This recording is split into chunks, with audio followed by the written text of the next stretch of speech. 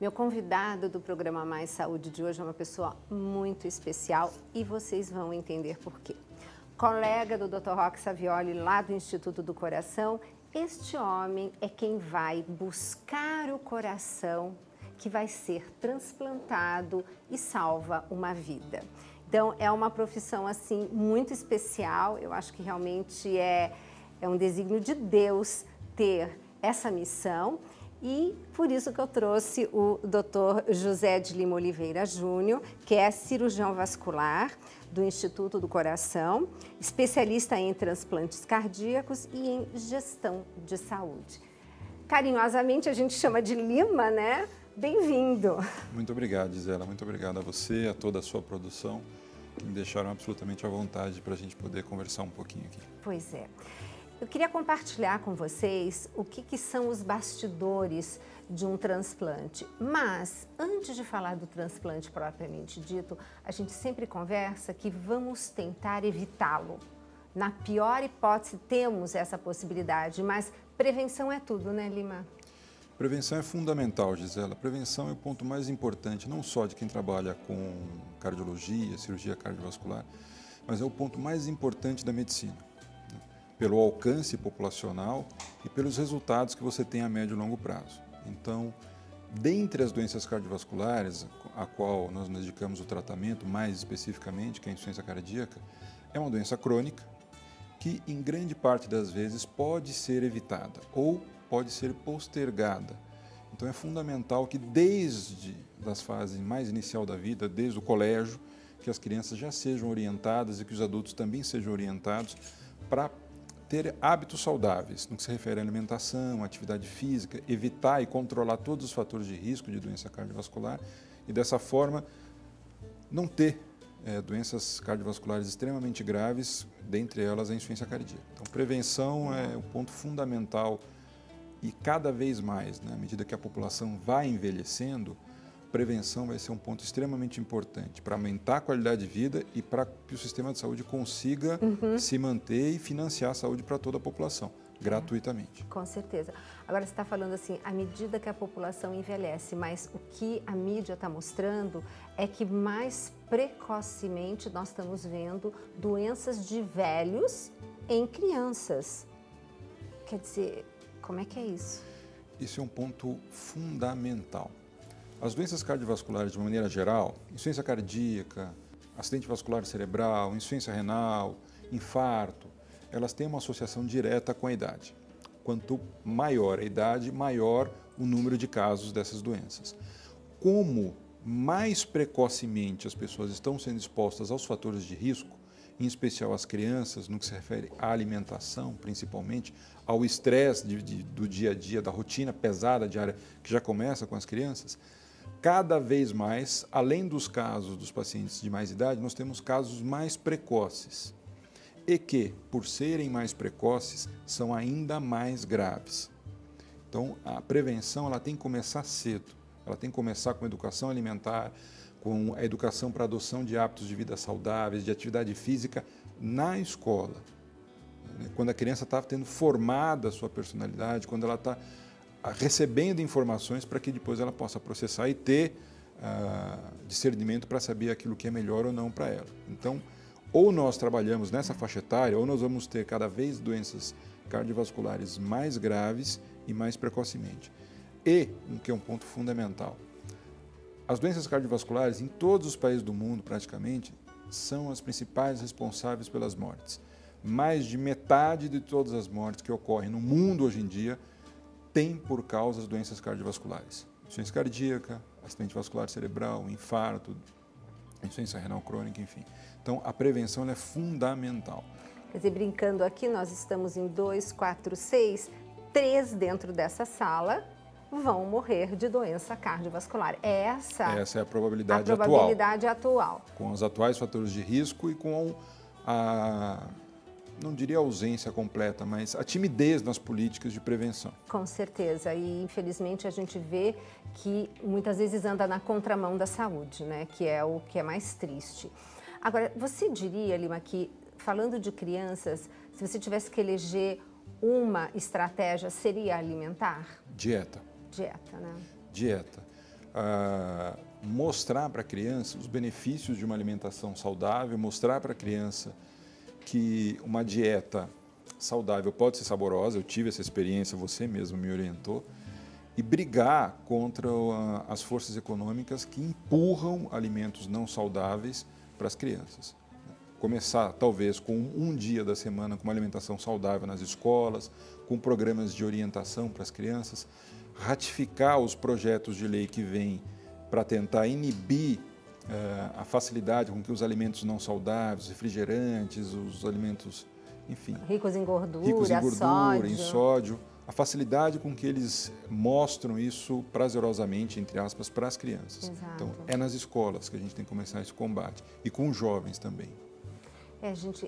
Nós temos que, porque a obesidade é a mãe hospedeira da grande maioria. Inclusive, a gente estava estudando recentemente, o câncer mesmo, tem tipos de câncer que só são em decorrência do excesso de gordura corporal. Então, é triste vermos o que um ser humano pode evitar e, de repente, está na sua frente cheio de doenças. Então, eu imagino você que tem esse trabalho de fazer a captação do órgão, né? Mas o Lima, ele não faz só isso, ele acompanha. Conta um pouquinho de como é que é o seu dia a dia em relação ao paciente e chegar até essa captação. O dia a dia, na verdade, o dia a dia é de um cirurgião cardiovascular, né? Então, o dia a dia, o transplante é um dos componentes que chega, mas, na verdade, nós tratamos de outras doenças cardiovasculares, né?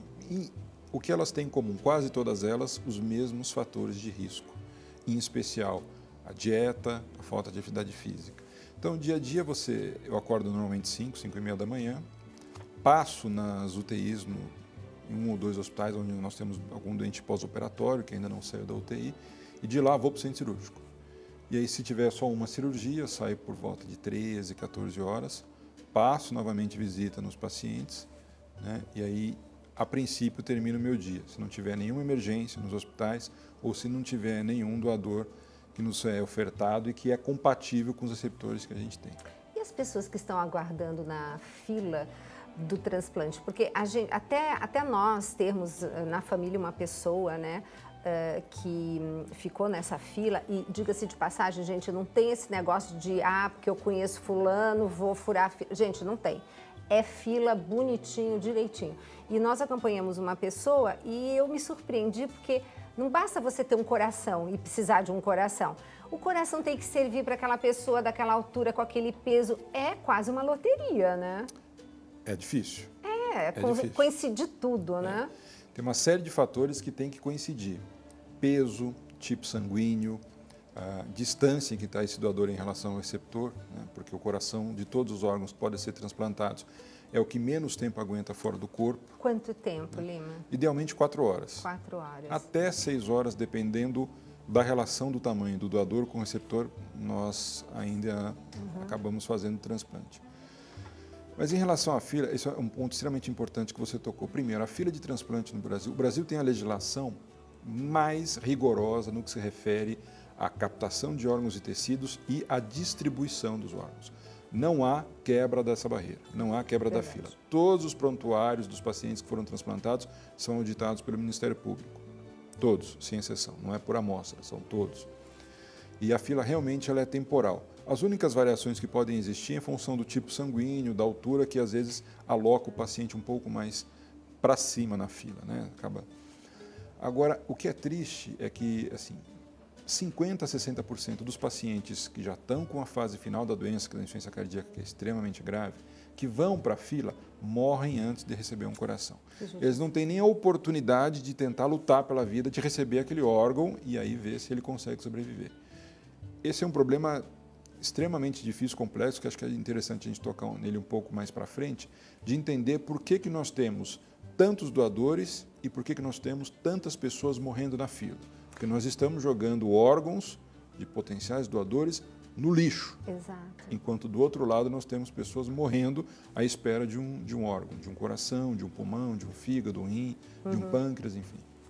Daqui a pouco a gente está indo para o intervalo e eu gostaria de começar o próximo bloco, Lima, justamente tocando nesse assunto que é fundamental, porque nós somos um país que temos a melhor qualidade, vamos dizer assim, de doadores, né? Exatamente. Né? Em termos de etnia, em termos de idade, porque a maioria dos nossos doadores são jovens porque morreram de um trauma, de um acidente. Não é que nem na Europa, né? Que todo mundo só morre mesmo da doença. Né? Então, eu acho que é um aspecto principal. E nós também teremos no próximo bloco, vocês vão ver o Dr. Lima acompanhando, mostrando um transplante que é emocionante. Então, eu queria compartilhar isso com vocês, de vocês verem essa cena de retirar o coração de um coração doente e a chegada de um coração novo. Quer dizer, realmente é algo assim emocionante. Imagina a sua emoção de estar com aquele órgão que você está sabendo que alguém morreu para você estar com ele, mas aquele coração vai salvar provavelmente a vida de um paciente que fica, que o Lima comenta, né, numa situação às vezes assim horrível, de uma deficiência de não conseguir, como você disse, né, um jovem que não conseguia comer, levantar o braço de fraqueza porque não tinha um coração que pudesse bombear sangue para ter essa atividade. Então é uma coisa assim muito linda que a gente vai ver no próximo bloco. E aproveitando e falando com você sobre o nosso projeto Dai-me Almas, que é o projeto que corre atrás dos 100% para que nós possamos ter essa comunidade, enfim, com programas desse tipo e que possamos estar falando, né, muitas coisas que talvez em outras emissoras não seria até permitido, né? Porque nós não temos, o nosso compromisso é com a verdade, não temos patrocinadores. O patrocinador é você, sócio evangelizador.